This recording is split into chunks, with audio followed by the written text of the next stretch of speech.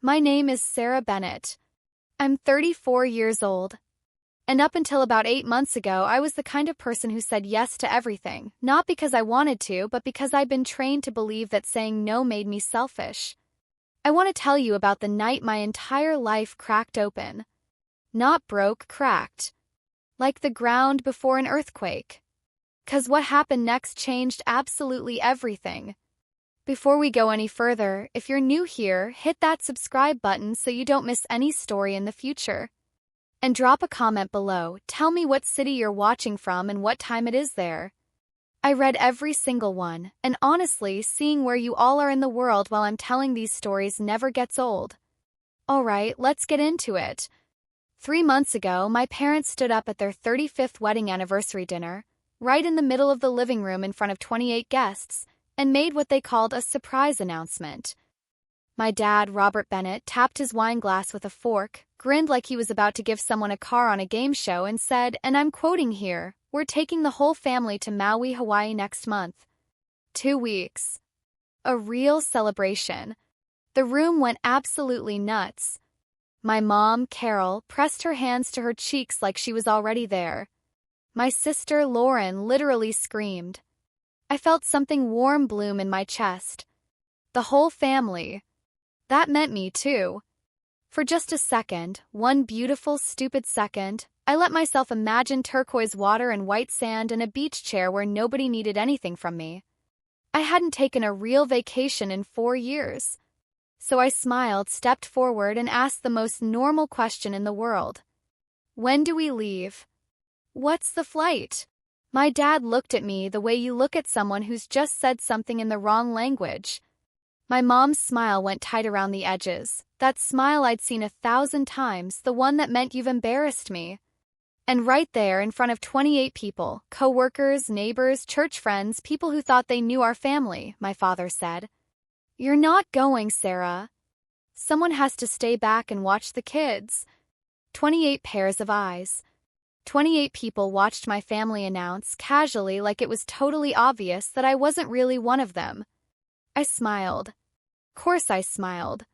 That's what I do. I've been smiling through stuff like this my whole life. But something inside me had shifted. And I had a secret I'd been sitting on for almost 3 years, a secret I'd never told any of them. And standing there in my mother's living room holding a champagne flute I hadn't even taken a sip from, I made a decision. Tonight's the night. Let me back up a little so you understand what we're dealing with here. The Bennetts live in a 4-bedroom colonial in a suburb outside of Columbus, Ohio. Big yard, 2-car garage, HOA perfect flower beds out front. Kind of house that screams we made it to everyone who drives by. My dad, Robert, retired 2 years ago after 30 years as a hospital administrator. My mom, Carol, has never held a paying job, but she'll be the first one to tell you she runs the tightest ship in the county, PTA boards, church committees, neighborhood associations.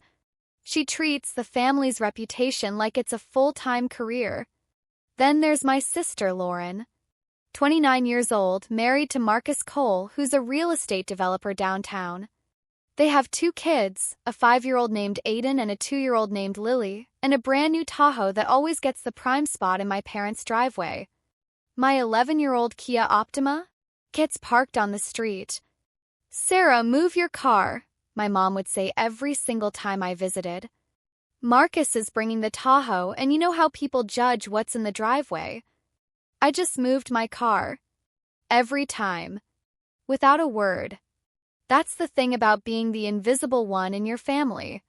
You stop noticing all the small ways they've already decided you don't really count. The better seat at the table. The way your mom introduces your sister to guests.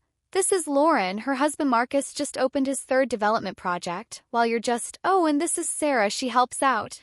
I work as a freelance bookkeeper. Mostly remote, small business clients, flexible schedule." Nothing that impresses anyone at a dinner party. Nothing Lauren would mention. What I didn't tell my family was the other thing I'd been doing for the past 3 years. The thing I started after my life fell apart in a completely different way. I never told them I'd learned to see. See, about 3 years ago I got my heart handed to me. I'd been with a guy named Daniel for 5 years. We talked about buying a house together. We talked about kids. We talked about forever. And then one evening, he sat me down on our secondhand couch and said the words I'll never forget as long as I live. I love you, Sarah, but I'm not in love with you anymore. You're just there. You're always just there. Always just there. Like I was furniture. Like I was background noise.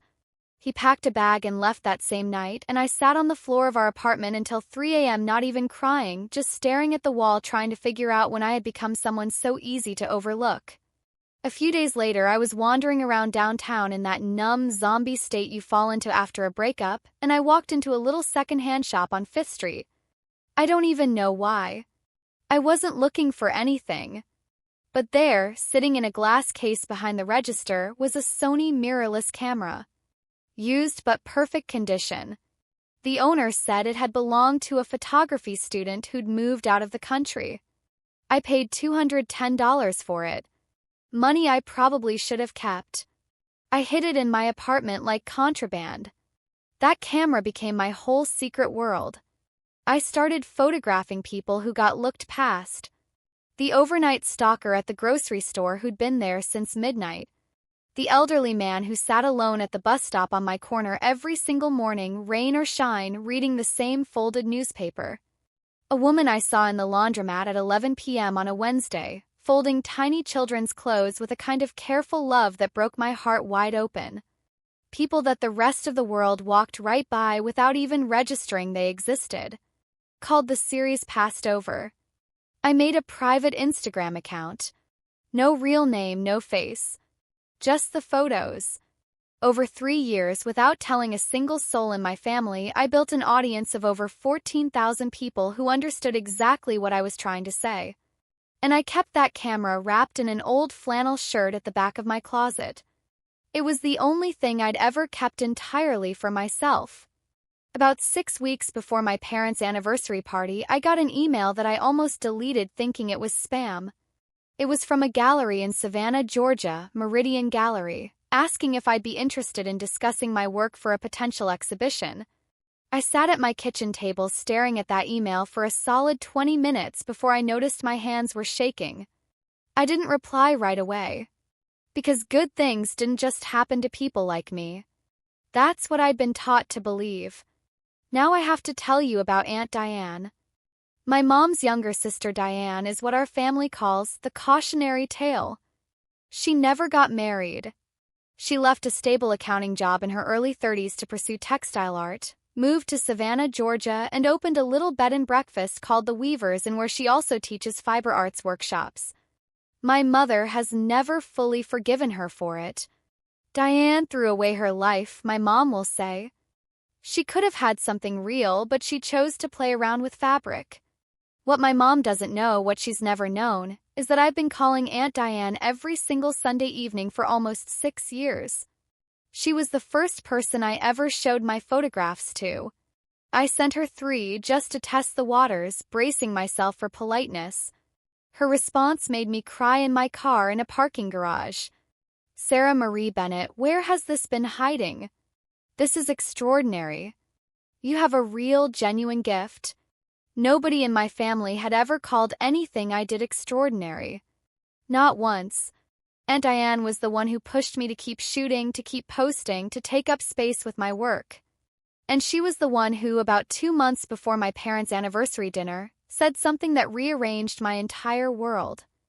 Honey, I hope you don't mind, but I sent your Instagram to someone. A gallery owner here in Savannah. His name is Thomas Webb. He's been looking for emerging documentary photographers. I nearly dropped the phone. Aunt Diane, that's the gallery that emailed me. I know. He told me he wants to talk to you about a solo show. Silence. My heart was doing something embarrassing. But that's a real thing. A career thing. Yes, it is. Her voice was steady and warm and certain. And you deserve it. You don't need anyone's permission to pursue what you love, baby. I learned that lesson the hard way. You don't have to. That night, I wrote back to Thomas Webb. Fast forward to the anniversary party. I want you to understand what went into that party because it matters. I took 4 days off from my bookkeeping clients to help prep. I sourced the flowers, ivory roses and greenery, exactly the arrangement my mom had torn out of a magazine. I hand-addressed 56 envelopes in the calligraphy my mom had seen on Pinterest. I coordinated with the caterer, pressed 14 tablecloths, polished the silverware that hadn't been touched since my grandparents' estate was divided up. On the day of the party, I showed up at 7 a.m. in jeans and an old sweatshirt because there was zero point dressing up when I'd be in the kitchen all day. By 5:30 p.m., the house looked like something out of a magazine spread. Candles, crystal, the works. I changed into a plain black dress. Nothing fancy. Nothing that would draw attention. My mom caught me in the hallway. Looked me up and down. "Is that what you're wearing?" I thought black was appropriate. "It's fine, I suppose. Just try to stay in the background tonight. This evening is about your father and me." I nodded. I always nodded. Lauren arrived at 7 on the dot, perfectly timed for maximum entrance. She came through the door in this gorgeous burgundy wrap dress and heels, Marcus behind her in a sport coat, the kids dressed like they'd stepped off a Pottery Barn catalog. My mother nearly knocked over a candle rushing to hug her. "Everyone, you remember my daughter Lauren and her husband Marcus," my mom announced to the room. "Marcus just broke ground on his newest project over in Dublin. We are so proud of them." Applause. Smiles. Marcus did that thing where he waves it off like it's nothing while clearly loving every second of it. My mom didn't mention that I'd been doing Lauren and Marcus's business bookkeeping for 2.5 years. Free of charge, obviously. I circulated with the appetizers. Refilled wine glasses. At one point, a woman in a blue blazer reached for a stuffed mushroom and smiled at me. "Are you with the catering staff?" Before I could answer, my mom materialized at my elbow. "Oh, that's Sarah, my other daughter. She's helping out tonight." The woman nodded politely and turned back to her conversation. My mom had already moved on. Around 8, Marcus cornered me near the kitchen with Lily balanced on his hip. "Hey, can you take her? She's fussing and Aiden needs someone to watch him too. Lauren and I need to mingle. Not could you or would you mind? Just can you take her?" Like passing off a coat. I took her. I fed both kids in the kitchen. I wiped Lily's chin when she got marinara on her dress. I talked Aiden through 3 different stories to keep him from tearing through the living room and crashing into my mom's crystal. When I finally came back out, dessert was being served. I hadn't eaten a single thing all day. Nobody had thought to save me a plate. The announcement came at exactly 9 o'clock. My dad stood up and tapped his glass, and the room went quiet with that particular kind of attention that happens when people sense something important is coming. "Carol and I want to thank each and every one of you for being here tonight," he said, his voice warm, practiced, good. 35 years of marriage. 35 years of building this family, this home, this life. My mom beamed. Lauren leaned into Marcus. I was standing near the kitchen doorway, still holding a dirty dessert plate. "And to celebrate this milestone," my dad continued, "we have a little surprise." He paused for effect. He always paused for effect. "Next month, we're taking the whole family to Maui, Hawaii. 10 days. The real deal. A second celebration, just the Bennetts." The room erupted. "How wonderful. What a trip. You two deserve it." Lauren actually yelped. "Dad, oh my God. The kids are going to lose their minds." And I felt it, this warm little bubble of hope rising up in my chest. The whole family. That meant me. For once, I would actually be included. I wouldn't be the one in the kitchen, the one in the background, the one helping out. I'd be there. On vacation.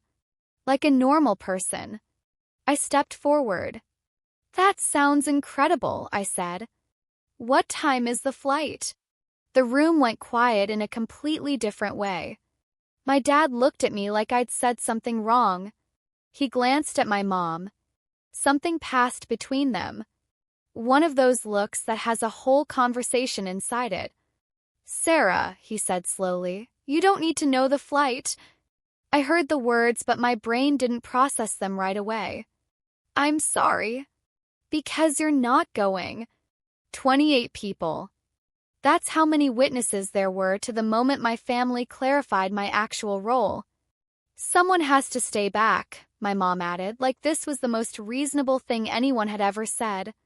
"Lauren and Marcus need a proper vacation. That means you'll be with the kids."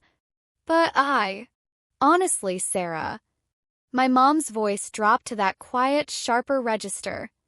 "You don't have anything pressing. Lauren works hard. She deserves a break." Lauren works hard. Lauren, who had left her marketing job when Aiden was born and never gone back.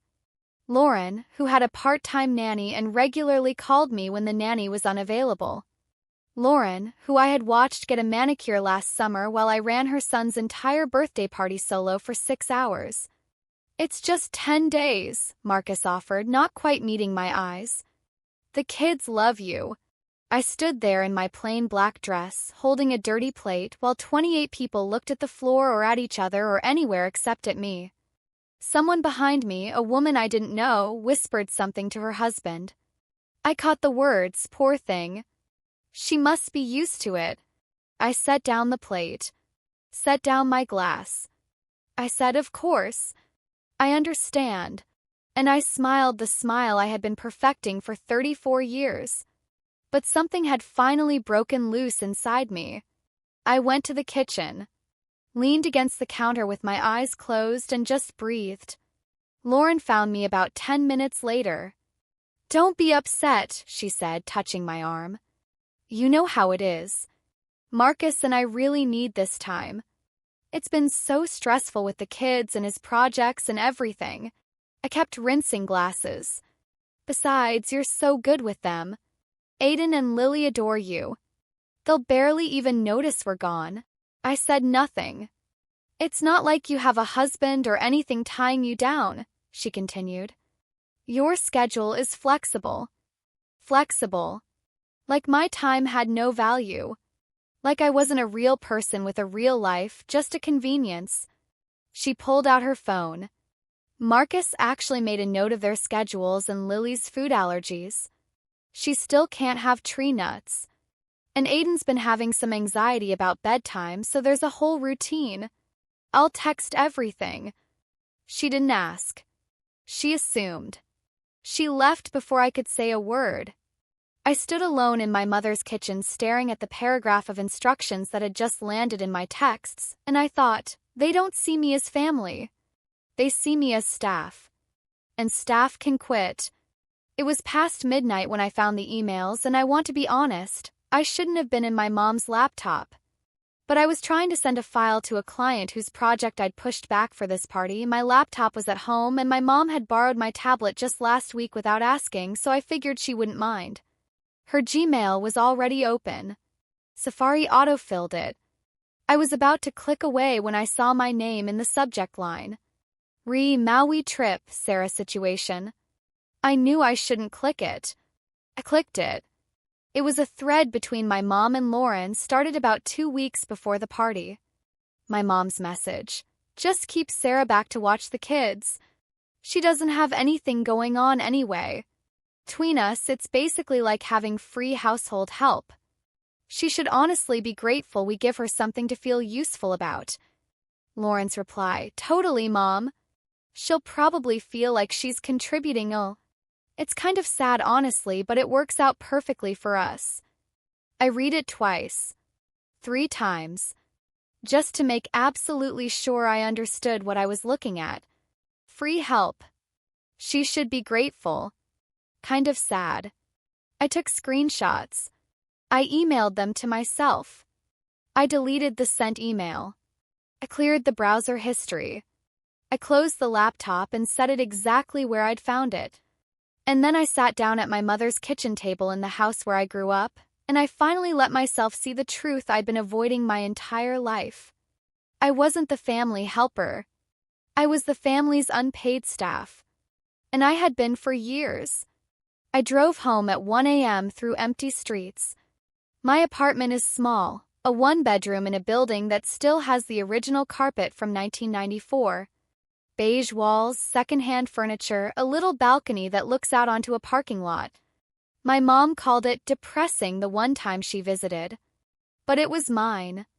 It was the only place I could actually breathe. I sat in the dark for a long time, and then I picked up my phone and looked at the email thread with Thomas Webb. We'd exchanged a few messages. He wanted to see my full portfolio in person.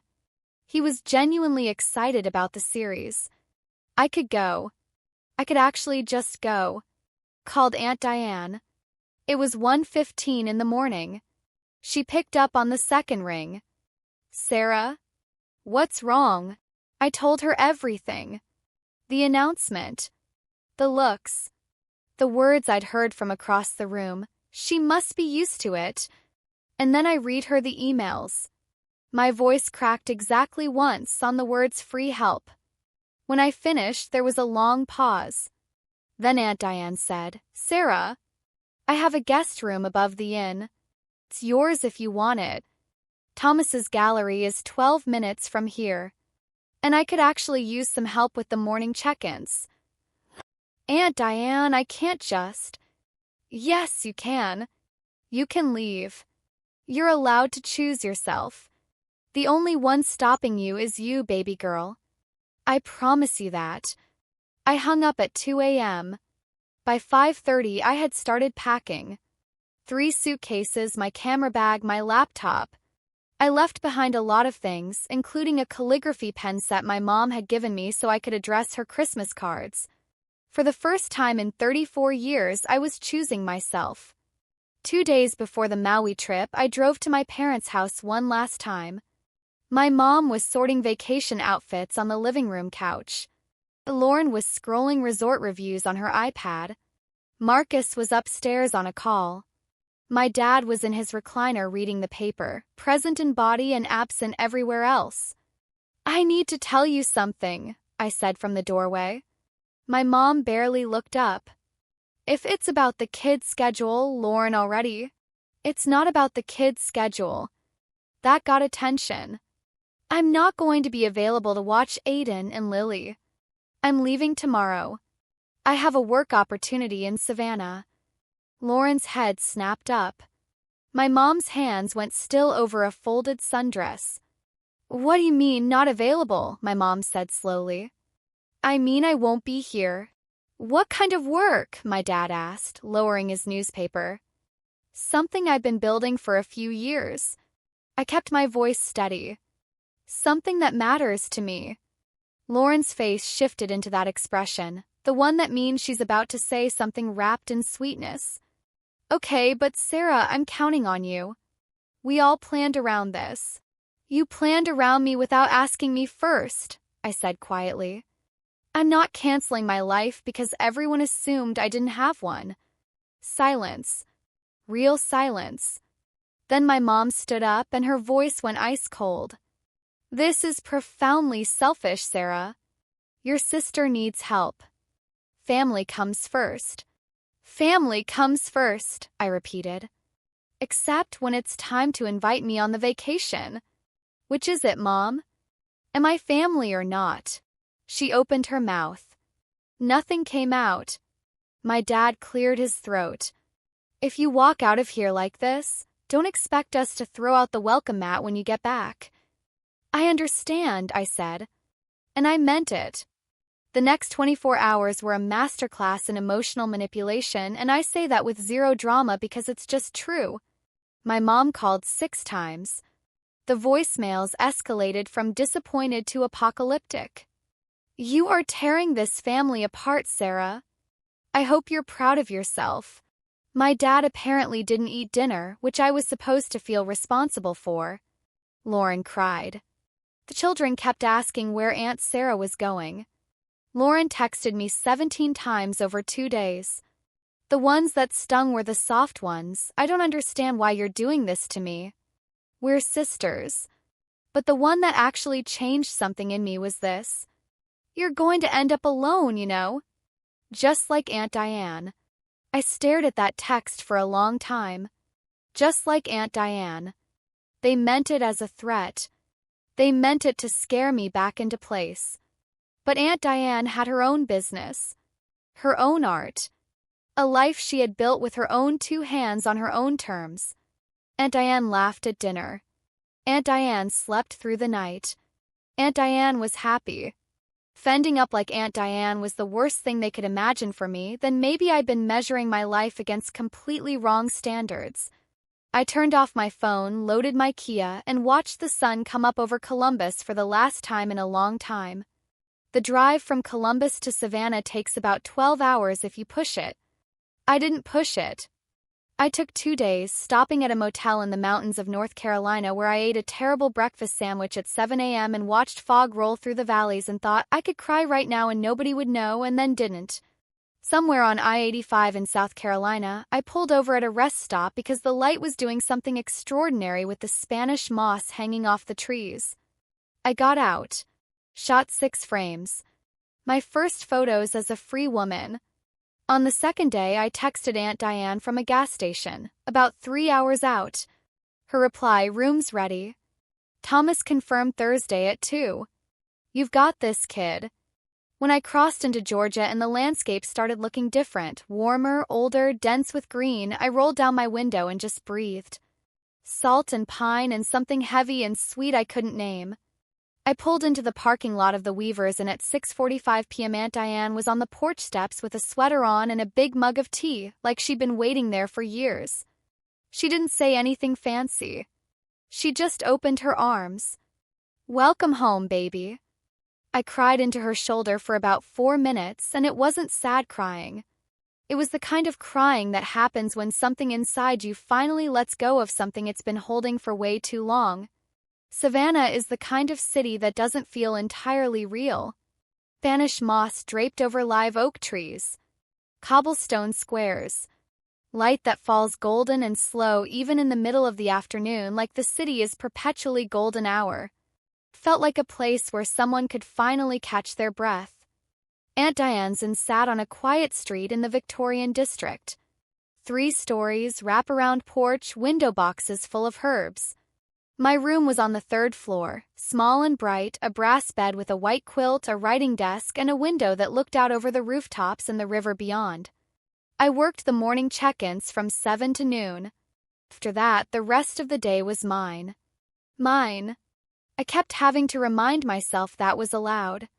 Thursday afternoon, I walked 12 minutes down Bull Street to Meridian Gallery in a dress I'd bought specifically for this, and met Thomas Webb. He was not what I expected. I think I was bracing for someone who would make me feel small, some polished, intimidating figure who would make me realize I was out of my depth. Instead, I found a tall man in his 50s with a gray beard and paint-stained sneakers who shook my hand like I was exactly who he'd been hoping to meet. "Sarah Bennett," he said. "I've been looking at your work for 6 months. I'm glad you finally made it down here." He walked me through the gallery. Clean white walls. Natural light. Photographs and paintings installed with the kind of care that tells you this place takes art seriously. He stopped in front of his screen where he'd pulled up my portfolio. On it was a photograph I'd taken almost 2 years ago, the man at the bus stop.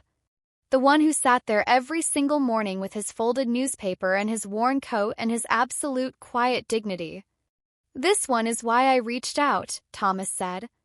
"There's something in his posture. He's not waiting to be seen. He's just being. And you caught that. That's rare." I didn't have a response. My throat was doing something complicated. "I'd like to offer you a solo exhibition," he said. 15 pieces. Opening in 8 weeks. We cover all printing, framing, installation, and promotion. You keep 65% of all sales. I signed the contract that same afternoon. My hands were shaking the whole time, but I signed it. The exhibition title, Passed Over, Portraits of the Unseen. Seeing my name in that document, artist, Sarah Bennett, I had to look away for a second and compose myself. It was just a piece of paper. But it was also proof that I had existed, that what I made had value, that I wasn't nothing. I had never been nothing. While I was in Savannah building my new life, my family was discovering what my absence actually cost them.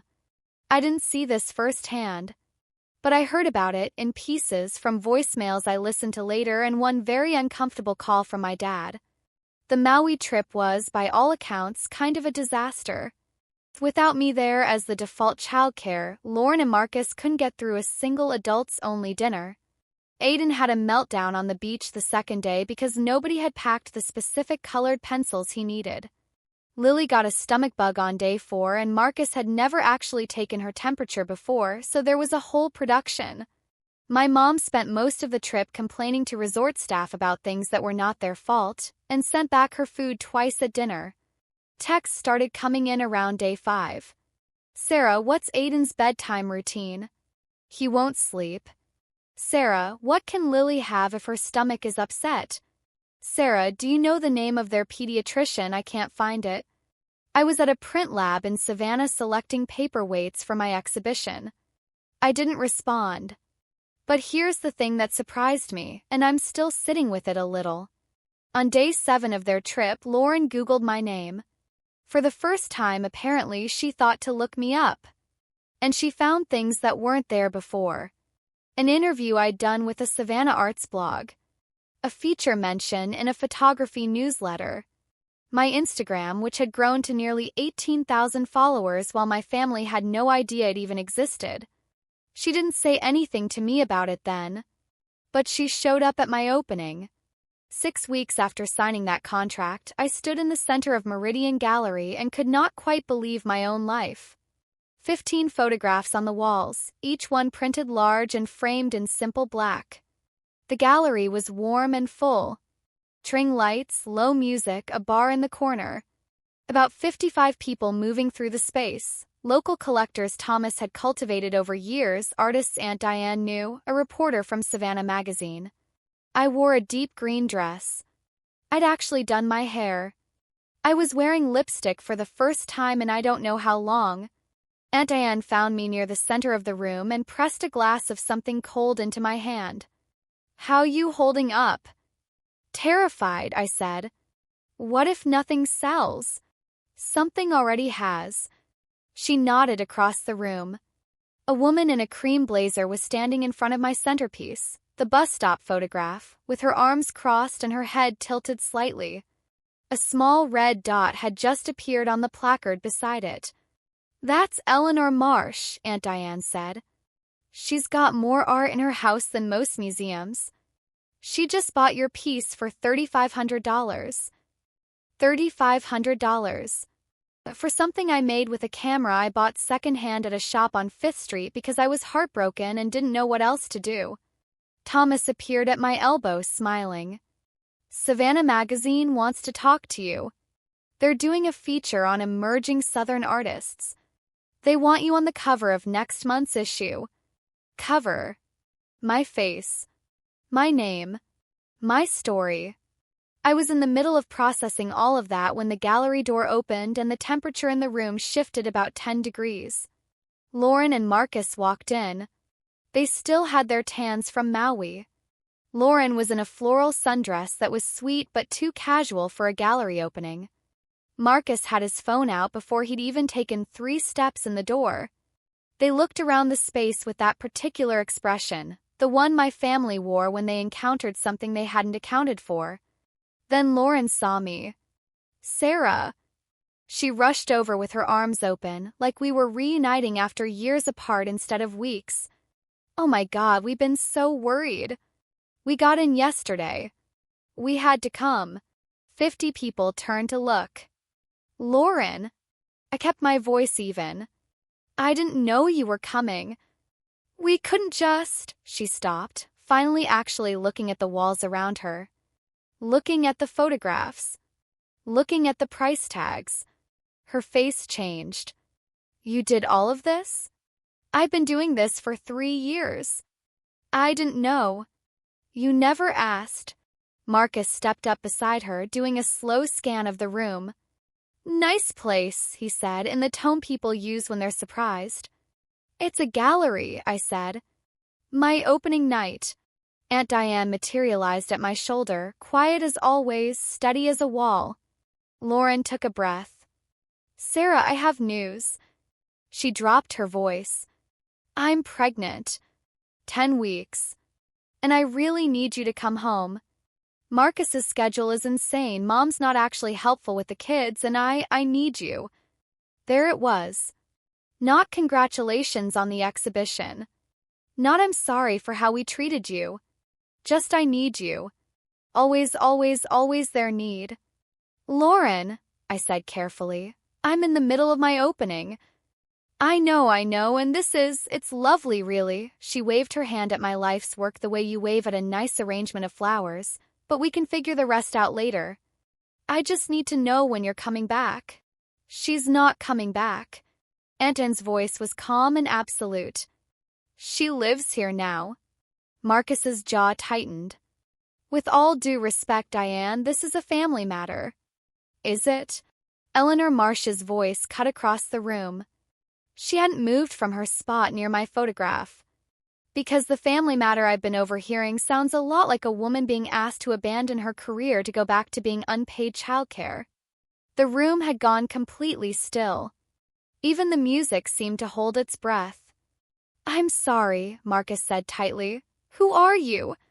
Someone who just spent $3,500 on your sister-in-law's art, Eleanor said pleasantly. And who has a very strong feeling she's worth considerably more. The reporter from Savannah magazine was writing very quickly in her notebook. Lauren turned to me, eyes filling up. Can we just talk? Privately. And here's the moment I had spent my whole life not being able to reach. I stepped forward, not back, not sideways, but forward, into the center of my own exhibition, and I spoke clearly. Lauren, I'm genuinely happy you're pregnant. That's real, and I mean it. But I'm not coming back to Boston to be your childcare. You can hire someone. You and Marcus earn enough to hire 2 people. What you can't do is hire me because I was never actually hired. I was just never allowed to say no. Lauren's mouth opened. This is my work, I said, gesturing to the walls around us. I've been building this for 3 years alone while everyone in our family assumed I had nothing important going on. And tonight alone, I've sold 4 pieces for over $9,000. My work has value. I have value. And I'm not throwing that away to go back to being free help. The words free help landed like a stone in still water. Lauren went pale. Then Thomas started clapping. Aunt Diane joined him immediately. Eleanor Marsh raised her champagne glass in a quiet toast. One by one, the rest of the room followed. Applause moved through the gallery like a wave. I didn't feel triumphant. I felt tired and clear and more like myself than I had in years. I hope your pregnancy is healthy, I said to Lauren quietly. I really do. But if you want to be in my life going forward, it has to be different. It has to be equal. She nodded, tears on her cheeks. Marcus said nothing. They left 20 minutes later. My parents showed up 45 minutes after that. My mom in her good coat. My dad looking like he hadn't slept well. They scanned the room until they found me. Wendy, we need to, my mom started. Sarah, I said. She blinked. I waited. We were worried, my dad said more gently. You disappeared. I left, I corrected. There's a difference. My mom's voice found its edge. You left your family when we needed you most. And now I find you here playing at whatever this is, while your sister is pregnant and struggling. Lauren is pregnant and has a $2 million house and a full household budget, I said. She's not struggling. She's inconvenienced. Don't be ugly, Sarah. I'm being honest, Mom. There's a difference there, too. My dad cleared his throat. Your mother's just saying that family. Family comes first, I said. Right. Except I wasn't included in the family vacation. So which is it? Either I'm family or I'm not. You can't have it both ways. Silence. My mom recovered first, the way she always did. The trip was different. Someone needed to stay. And it was always going to be me, I said. No matter what. 'Cause that's what I am to you guys, the one who stays. The one who helps out. The one who doesn't have anything important going on. I took a breath. I found the emails, Mom. Her face went completely still. I pulled out my phone. The gallery had gone quiet around us, but I didn't lower my voice. This is from you to Lauren about 3 weeks before the anniversary party. Keep Sarah back to watch the kids. She doesn't have anything important going on anyway. It's basically free help. She should be grateful we give her something to feel useful about. A murmur moved through the room. And Lauren wrote back, she'll probably feel like she's contributing for once. It's kind of sad, honestly, but it works out for us. My mom looked like someone had pulled the floor out from under her. I'm not reading this to embarrass anyone, I said. I'm reading it so you understand why I left. You didn't see me as family. You saw me as staff. And staff has every right in the world to quit. Marcus, still hovering near the door, said sharply, "This is ridiculous. You're making a scene over a few emails. So your family asked you to babysit, that's what families do. Not everyone gets to just run off and play artist." Young man. Eleanor Marsh set down her champagne glass with a quiet click that somehow carried across the room. I had been buying art for 30 years. I just paid $3,500 for one of her photographs, and I'm already in conversation with Thomas about purchasing a second. I don't spend that kind of money on playing. And I suggest you think very carefully before you finish that sentence. Marcus had nothing to say to that. My dad looked at the floor. My mom looked at me for a long time, and I watched her try to find an argument and come up empty. "Sarah," she started, her voice cracking just slightly. "Yes," I said quietly. "That's my name." A long pause. "Sarah." She said my name like it cost her something. "You'll regret this." "I really don't think I will." She left first. My dad followed, touching my arm briefly as he passed. Not quite an apology, not quite nothing.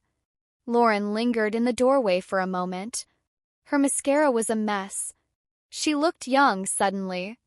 Like the little sister I had genuinely loved before all of it got complicated. "I didn't know you felt this way," she said. "You didn't think about it," I said, not unkindly. "None of you did.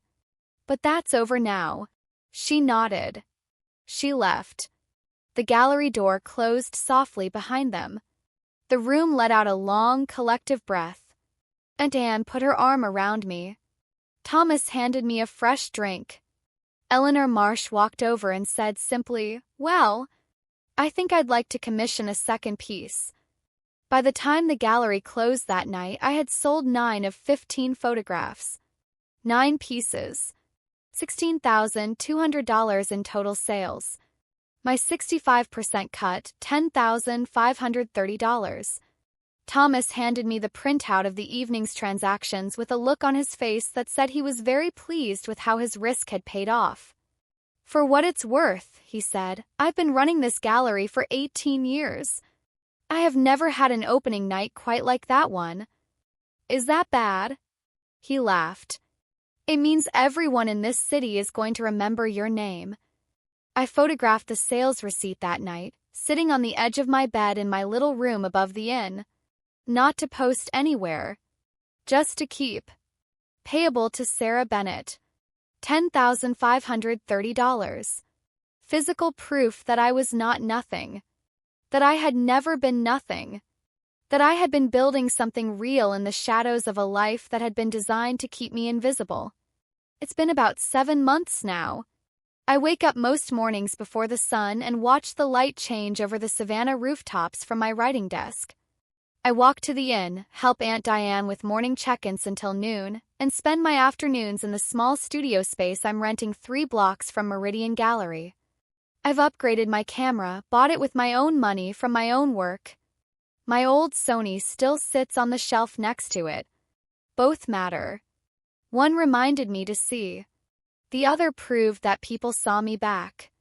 My second exhibition opens next month.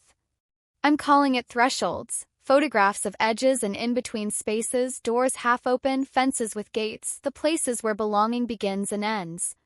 I think it might be the truest work I've ever done. Savannah magazine ran the feature. I was on the cover, which is still surreal to say out loud. The response filled my inbox for 2 weeks, women from all over the country writing to tell me that they recognized themselves in my story. I thought I was the only one. You gave me permission to leave. Thank you for showing me it was possible. My family, we exist now in a new configuration. My dad sent me an email 2 months ago. 3 sentences. Sarah. I saw the magazine article. I'm proud of you. That one I printed out and taped inside my camera bag. My mom hasn't called. That's okay. I'm not waiting for it. Lauren and I have texted a few times about her pregnancy. I sent a card when she hit her second trimester. She sent back a voice memo that was mostly her crying and apologizing, which I listened to twice and haven't fully figured out what to do with yet. Maybe there's a version of our relationship that can be rebuilt on different terms someday. But that work is hers to start, not mine. I haven't been back to Columbus. Maybe someday I will. But only as a visitor. Never as the help. A while back I was going through a folder of old files and found a photo I'd taken of myself about 4 years ago back in my Columbus apartment. It was a self-portrait in the bathroom mirror, the only mirror I had that was big enough. I look exhausted in it. Shoulders slightly hunched. Eyes that are technically looking at the camera but focused on something much further away, like I was always bracing for something. I deleted it. That woman is gone now. In her place is someone who takes up space. Someone who creates things that make strangers feel less alone.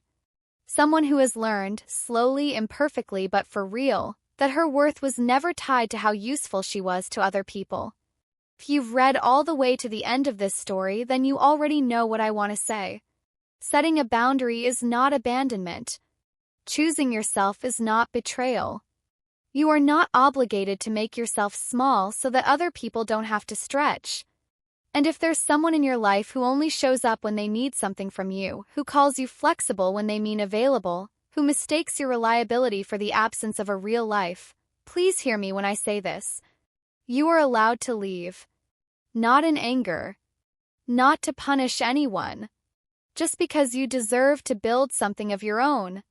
Took me 34 years to figure that out. You don't have to wait that long. If this story hit you somewhere deep, if you saw yourself in Sarah even just a little bit, please hit that like button. Takes 2 seconds and it means the world. Subscribe if you haven't already, because every week we bring you stories just like this one. And this one? Share it. Send it to a friend, a sister, a coworker, whoever came to your mind while you were listening. You know exactly who needs to hear this. Sometimes the most powerful thing you can do for someone is just say, "Hey, I thought of you. I'll see you in the next one."